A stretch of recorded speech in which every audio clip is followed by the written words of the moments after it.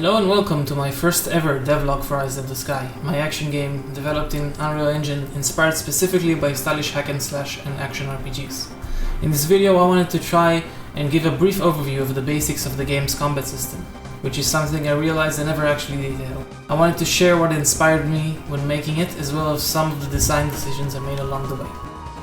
So to introduce myself, my name is Mo. I'm an experienced programmer of many years, and I've always done game development as a hobby ever since I was a teenager.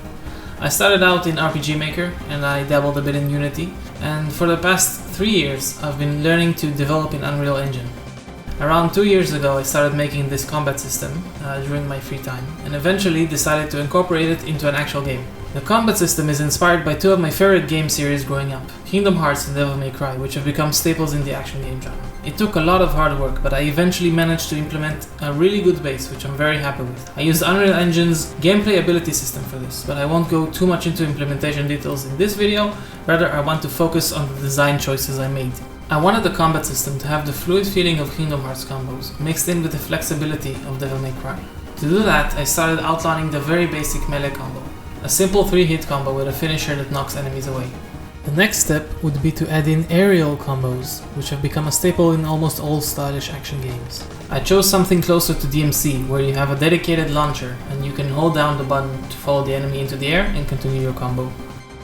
Devil May Cry also had several special input attacks that help give the combo system more versatility. For example, a gap closer attack or a downward slam attack from the air. While Kingdom Hearts also had these attacks, they were part of the auto combo system and therefore out of player control. I chose to have these types of attacks bound to dedicated inputs to keep player expression high, which I believe is what stylish combos are all about.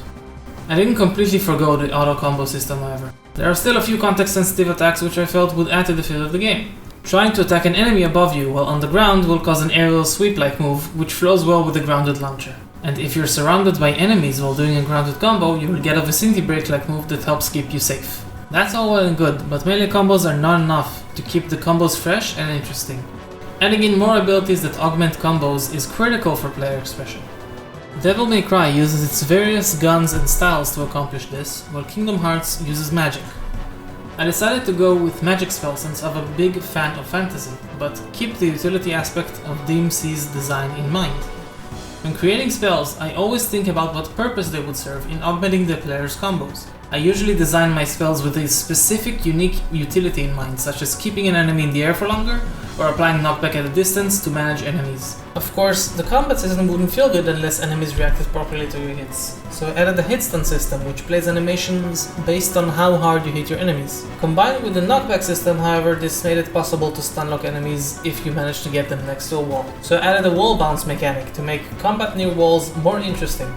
Next, I worked on the AI to make enemies be able to attack the player, otherwise this wouldn't be a very interesting game. For defensive options, I took more inspiration from Kingdom Hearts. With a dedicated dodge button and a directional input, you can roll in any direction or air dash in the air. Both grant you some invincibility. You can also press the dodge button with no direction to perform a guard. This can be used to counter-attack enemies both on the ground and in the air. You can cancel almost any attack into a defensive action or a jump, which I think helps make combat feel more responsive.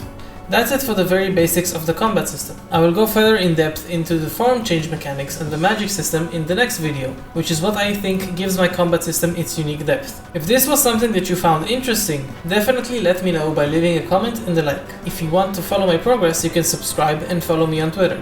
The link is in the description. Thank you for watching.